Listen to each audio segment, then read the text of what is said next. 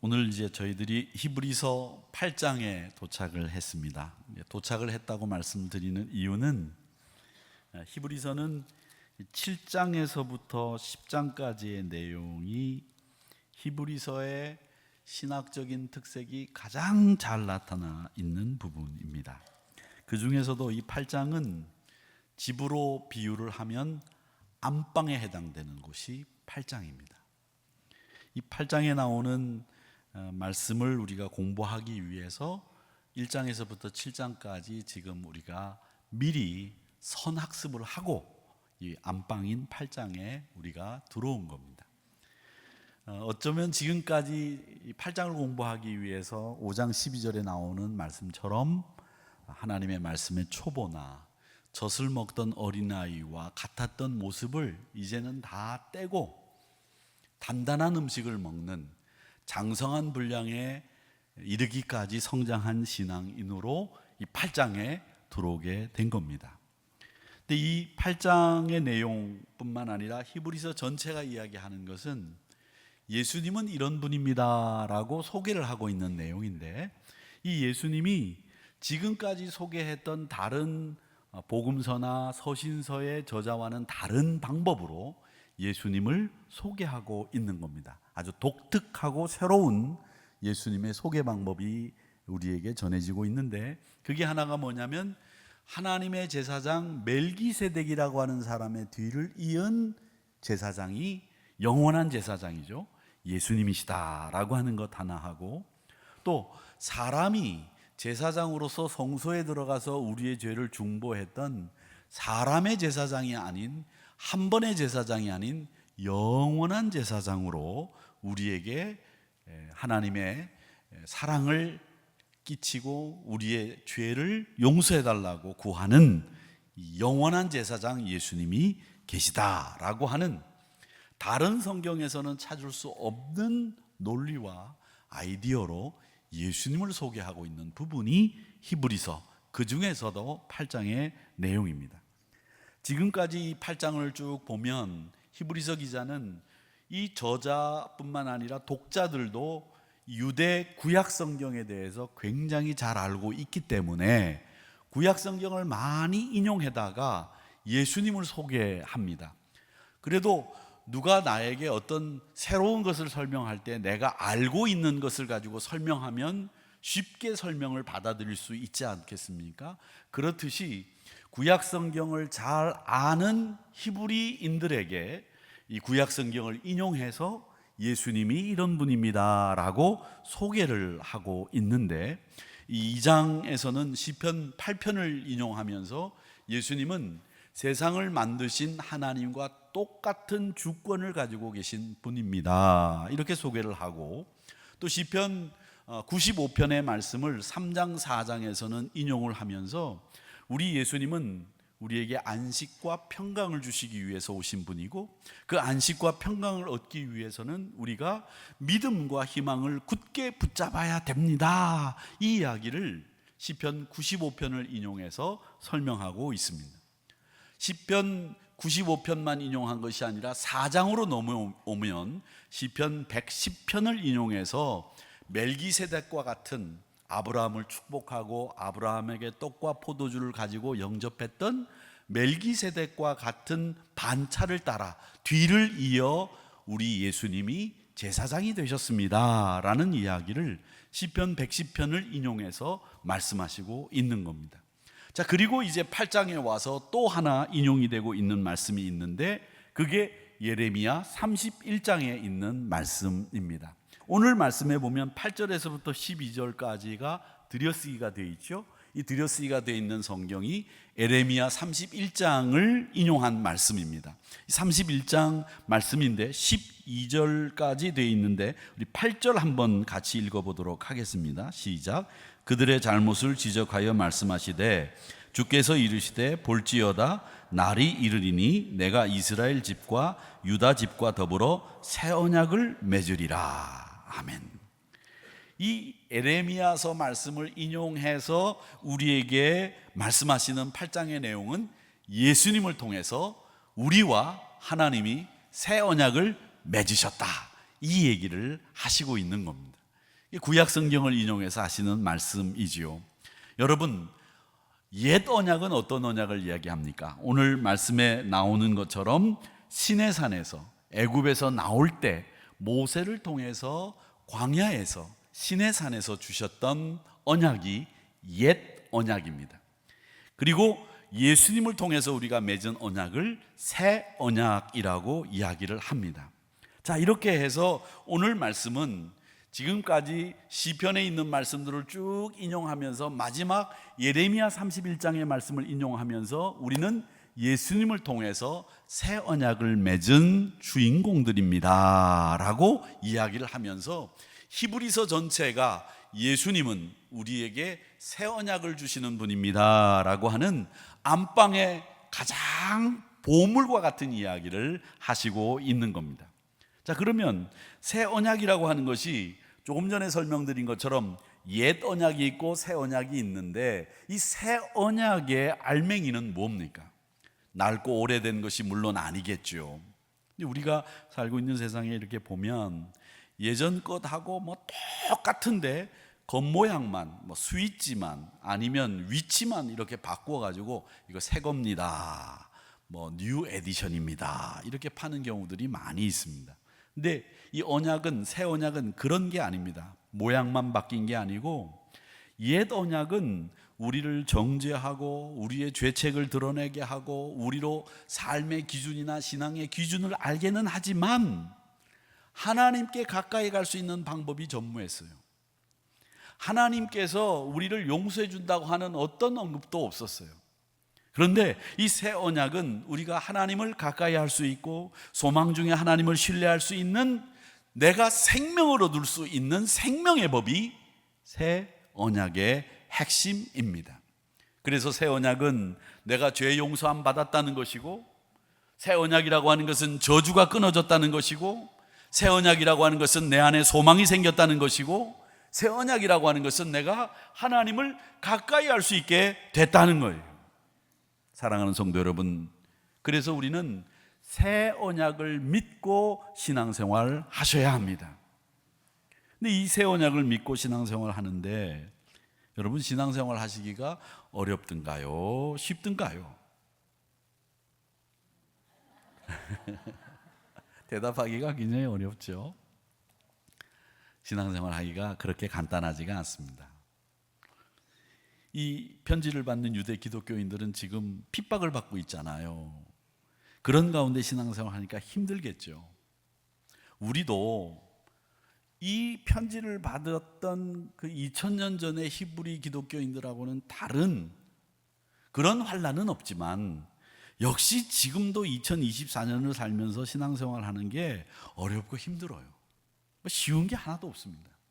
우리 신앙생활을 발목 잡는 것도 많고요. 신앙생활 하기에는 우리의 눈이 가야 될 게 너무 많고, 또 요즘은 왜 그렇게 시간이 없는지, 요즘은 그렇게 시간이 별로 없어요. 별로 하는 것 같지도 않은데 여러분 바쁘시죠? 얼마나 바쁘세요? 그러니까 신앙생활 하는 게 쉽지 않아요. 참아내는 일도 쉽지 않고 소망을 잃지 않는 것도 쉽지 않고 그렇다는 거죠. 근데 이 어려운 신앙생활을 여러분 어떻게 간단하게 하시려고 합니까? 어떻게 하시려고 합니까? 어려우면 어렵게 하면 되지 뭐, 쉬우면 쉽게 하면 되지, 이렇게 간단하게 생각할 수도 있지만, 이 히브리서 기자는 그 어려운 신앙생활을 하는 방법을 우리에게 얘기하는 거예요. 여러분, 환난을 당하고 핍박을 당하고 있지만, 신앙생활 어렵게 하고 있지만, 영원한 대제사장이신 예수님, 그분을 기로해서 우리가 신앙생활을 풀어나가야 합니다. 이 얘기를 지금 하고 있는 거예요.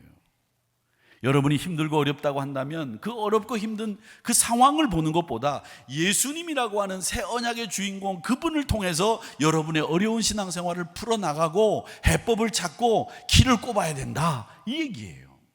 이게 히브리서의 이야기입니다. 어떤 분이 그런 얘기 하시더라고요. 어려운 것은 쉽게, 쉬운 것은 깊게, 깊은 것은 유쾌하게. 아니, 멋있게 말을 했잖아요. 그렇죠? 어려운 걸 어렵게 이야기하는 분도 있죠. 더 어렵게 이해하는 사람들이 있죠. 그죠? 저 근데 어려운 걸 쉽게 얘기하는 분이 탁월한 분이에요. 근데 쉽기만 하면 되느냐? 아니에요. 그냥 스쳐 지나가듯이 그냥 일갈에서 보는 그 쉬운 것 속에서 깊이를 찾아내고 통찰을 보는 거죠. 그게 쉬운 것에서 깊이 있게 보는 방법이고요. 또 깊이만 있으면 사실 뭐 이해도 못하고 기분 나빠질 수도 있어요. 그런데 그 깊이 있는 데에서 유쾌함을 추구하는 거죠. 그래서 어려운 것은 쉽게, 쉬운 것은 깊이 있게, 깊이 있는 것은 유쾌하게. 멋있잖아요? 고개를 끄덕거리는 분이 지금 3분 계셨는데 나머지 분들은 그냥 그렇다. 저는 그 어려운 것을 쉽게 풀어갈 수 있는 방법은 하나, 예수님이라고 하는 것이 방법입니다. 그 예수님을 만나는 겁니다. 왜? 오늘 히브리서 기자가 소개하는 것처럼 새 언약의 주인공이 예수님이시기 때문에 그 새 언약의 주인공이신 예수님을 붙잡고 어려운 신앙생활도 쉽게 풀어나가고 쉽게 가는 것처럼 우리 신앙생활을 하지만 그 가운데에서 하나님의 깊은 뜻을 깨닫고 그 깊은 뜻을 깨달은 가운데 기쁨과 유쾌함이 자리 잡는 그 예수님의 길을, 해법을 가지자. 이게 히브리서 기자가 말하는 요점이에요. 우리가 신앙생활하고 힘들 때 목사들은 이렇게 얘기합니다. 여러분, 난관을 극복하셔야죠. 그럴 때 어떻게 하셔야 됩니까? 본질로 돌아가야 됩니다 라고 말씀드립니다. 그 본질이 뭡니까? 목사들이 주로 이야기하는, 여러분 힘들고 어려울 때 본질로 돌아가야 되는 그 본질은 바로 제 뒤에 있는 십자가입니다. 우리를 위해서 희생하신 주님을 생각합시다. 우리를 사랑하시는 주님, 그분이 우리를 위해서 돌아가셨고 우리에게 생명을 주시기 위해서 그 십자가에서 그 고통을 당하셨습니다. 십자가라고 하는 그 본질, 신앙의 핵심, 거기로 돌아가야 됩니다. 이렇게 이야기를 합니다. 틀림없는 얘기입니다. 그런데 오늘 이 히브리서 기자는 십자가로 돌아가자고 말씀을 하는 것이 아니라 어디로 돌아가자고 말씀하냐면 승천하신, 그래서 하나님 보좌 우편에 앉으신 예수님에게로 돌아갑시다. 영원한 대제사장이신 예수님, 그분에게 집중합시다. 이 얘기를 하고 있는 겁니다. 조금은 다르죠.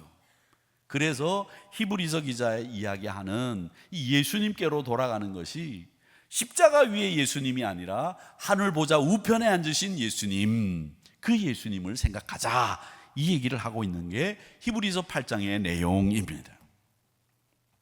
사랑하는 성도 여러분, 우리가 신앙생활을 하면서 편하고 항상 모든 것이 수월하면 좋겠지만 힘들 때 여러분이 가장 먼저 생각해야 되는 것은 고난당하신 예수님의 십자가입니다. 왜? 우리는 하늘의 사람이기 때문에. 그러기에 거기서 십자가에서 우리가 발견할 수 있는 것은 하나님의 긍휼하심, 하나님의 자비하심을 발견하게 되는 거예요. 그런데 하나님 보좌 우편에 앉으신 예수님을 바라보면서는 우리가 뭘 생각할 수 있느냐? 하나님의 능력, 그 하나님이 우리에게 소망을 주시는, 하나님이 우리에게 평강과 안식을 주시는, 저주가 끊어진 우리의 삶, 참 기쁘고 참 행복한 그 삶을 생각할 수 있다는 거죠. 그 새 언약은 고통이 아니라 기쁨으로, 반목과 갈등이 아니라 화목과 평강으로 우리를 인도해 주시는 분이시다라는 거죠. 새 언약은 죄책이나 책임을 생각하는 것이 아니라 용서받게 하시는 하나님의 사랑과 하나님이 주시는 평강을 누리게 하신다라고 하는 것을 기억하시기를 축복합니다. 자, 그 다음에 이 새 언약과 더불어 이 8장에 제일 많이 나오는 말씀이 뭐냐면 더 나은, 더 아름다운, 이 말씀이 8장에 많이 나옵니다. 6절 한번 같이 읽어보겠습니다. 시작. 그러나 이제 그는 더 아름다운 직분을 얻으셨으니 그는 더 좋은 약속으로 세우신 더 좋은 언약의 중보자시라. 더 나은, 더 아름다운, 더 좋은, 이런 말씀이 나오죠. 이 말씀은 뭐냐면 여러분, 우리가 지금 이 땅에 누리고 있는 것들, 우리가 바라보고 있는 것들은 다 실체가 아니라는 거예요. 가짜라는 거예요. 흉내낸 거라는 거죠. 그런데 예수님이 우리에게 주신 언약과 예수님이 성소가 되어 주신 것은 이건 가짜가 아니고 모형이 아니고 진짜라는 거예요. 진짜라는 겁니다.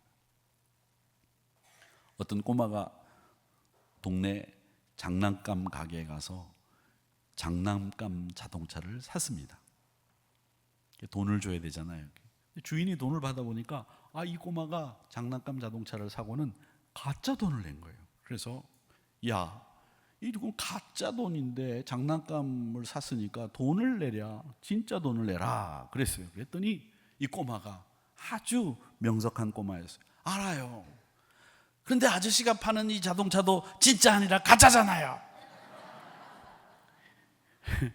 모형을 팔고 가짜를 팔면 가짜 돈 받을 수 있는 거예요. 제가 지금 이 말씀을 드리는 이유가 뭐냐, 우리가 지금 눈에 보이는 것들, 이거는 하늘나라에 비유하면 다 이거는 모형에 지나지 않는다. 진짜는 어디에 있다? 하늘에 있다. 그게 새 언약이고 그 새 언약의 주인공이 예수님이시다, 그 얘기입니다.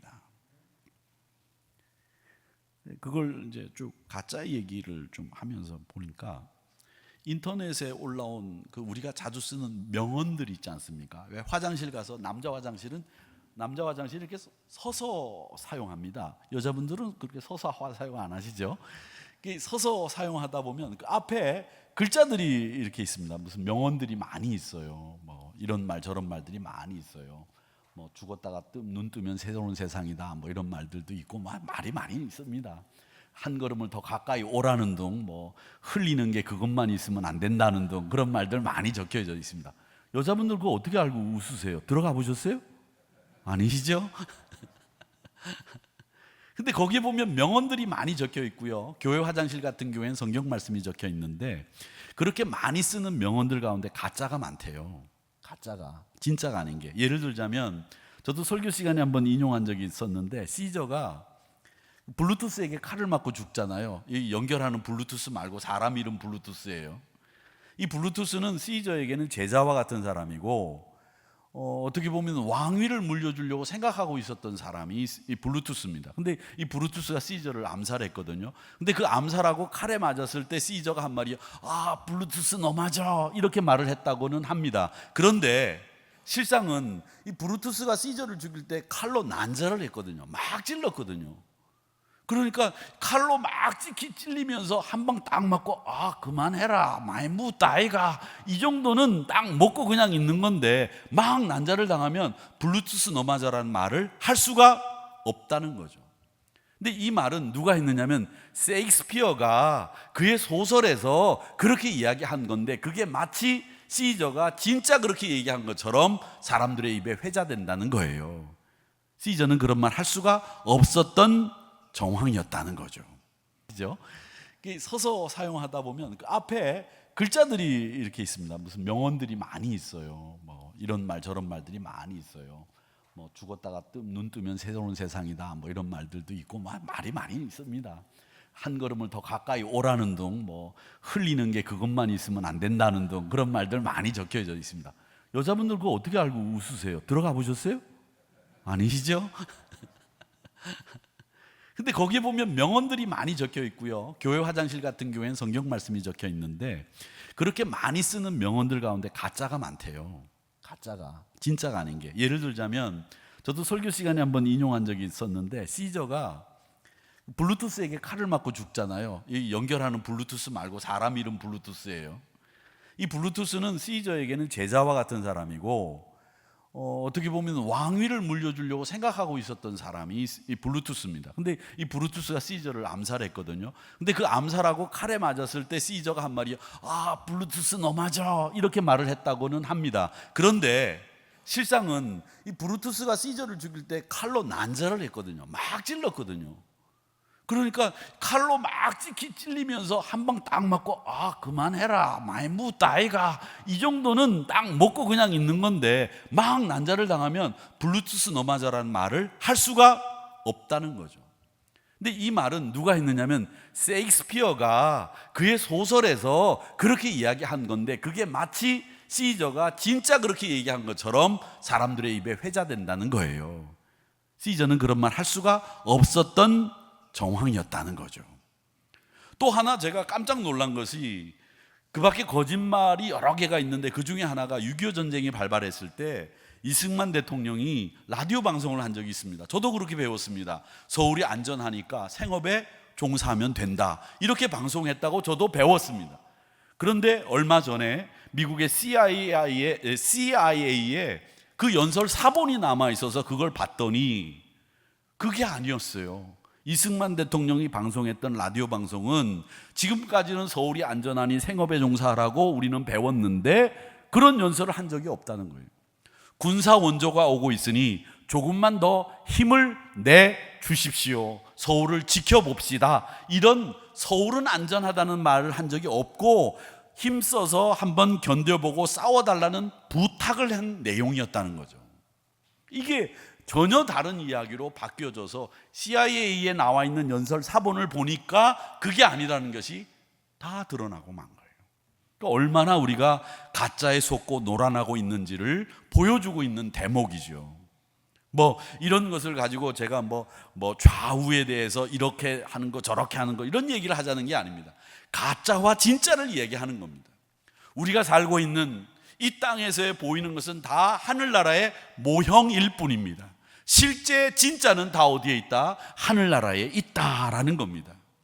그래서 하나님 앞에 가까이 갈 수 있고 하나님 앞에 가까이 다가갈 수 있기 때문에 예수님이 돌아가시면서 우리가 진짜를 볼 수 있도록 휘장이 위에서부터 아래로 찢어진 겁니다. 진짜 제사를 드릴 수 있도록 만들어 주신 거죠. 예수님을 통해서. 그러니까 예수님의 직분은 가짜 직분이 아니라 진짜 직분이었기 때문에 더 아름답다고 말씀하시고 있는 겁니다. 사랑하는 성도 여러분, 그러기에 우리 주님이 주신 언약은 더 좋은 언약이고 더 나은 약속이라고 하는 겁니다. 그 약속을 여러분 받고 사는 성도라고 하는 것 기억하시기를 축복합니다. 자, 그러면 새 언약을 받은 우리들은 어떻게 되느냐, 그 결과에 대해서 이야기를 하고 있는데 10절 말씀을 보겠습니다. 같이 읽어보겠습니다. 시작. 주께서 이르시되 그날 후에 내가 이스라엘 집에 맺은 언약은 이것이니 내 법을 그들의 생각에 두고 그들의 마음에 이것을 기록하리라. 나는 그들에게 하나님이 되고 그들은 내게 백성이 되리라. 아멘. 새 언약을 맺게 되면 하나님이 나의 하나님, 나는 하나님의 백성 된다라고 하는 겁니다. 그리고 또 하나 12절에 보면 그들의 불의를 긍휼히 여긴다. 내가 잘못한 것도 하나님은 긍휼히 여겨주시고 받아주시고 수용하신다는 거죠. 그리고 또 하나 나오는 말씀이 그들의 죄를 다시 기억하지 않는다. 그러니까 우리의 저주가 끊어지고, 그러니까 우리에게 참 소망이 생겼고, 그러니까 평강과 안식이 내게 주어졌다는 거죠. 새 언약의 주인공이 된 우리가 하나님과의 관계가 회복되어졌다라고 하는 겁니다. 이 관계 회복을 위해서, 이 관계 회복에 대해서 이제 그 사람과의 관계에 대해서 이제 강의하시는 분들의 얘기를 들어보면 이 관계 회복의 제일 나쁜 것 중에 하나가 뭐냐면, 문제가 뻥 터지면 문제를 공격하고 문제를 풀어야 되는데 우리 사람들이 이 문제를 풀고 문제를 공격하는 게 아니라 사람을 공격하고 사람을 비난하는 일에 집중한다는 거예요. 그러니까 결국은 문제는 그대로 놔두고 그 사람들만 공격하기 때문에 문제가 해결이 안 된다는 거예요. 그러니까 여러분, 문제가 생기면 사람을 공격하는 것보다도 더 우선해야 될 것은 문제를 공격해서 문제를 풀어나가는 게 필요하다는 거죠. 그러니까 문제를 못 보면 어떤 일들이 생기느냐라는 거죠. 아이들 싸움에 부모 싸움이 된다든지, 이런 문제들을 우리가 어떻게 해결해 나갈 거냐, 이런 문제에 집중하는 게 아니라 사람 공격하고 사람을 비난하다가 결국은 다 놓쳐버리고 마는, 관계가 깨지고 마는 이런 일들이 많이 생긴다는 거죠. 근데 보세요, 우리 하나님이 우리를 용서하실 때 우리의 문제를 보셨습니까? 문제 보셨다면 우리 죄를 물으셨겠죠. 문제를 보셨다면 우리의 죄를, 불의를 용납하지 않으셨겠죠. 그런데 하나님은 문제를 보지 않으셨어요. 누구를 봤느냐? 우리를 보신 거예요. 우리를 보시고 우리를 무조건 용서해 주시겠다, 우리를 무조건 긍휼로 받아주시겠다, 이렇게 사람을 품어주심으로 해서 문제를 다 해결할 수 있도록 만들어 주신 거예요. 여러분도 마찬가지입니다. 문제 보지 마시고 문제를 해결하려고 하셔야 되고, 사람을 공격하려고 하지 마시고 문제를 공격하세요. 그 문제를 해결하려고 하셔야 된다는 거죠.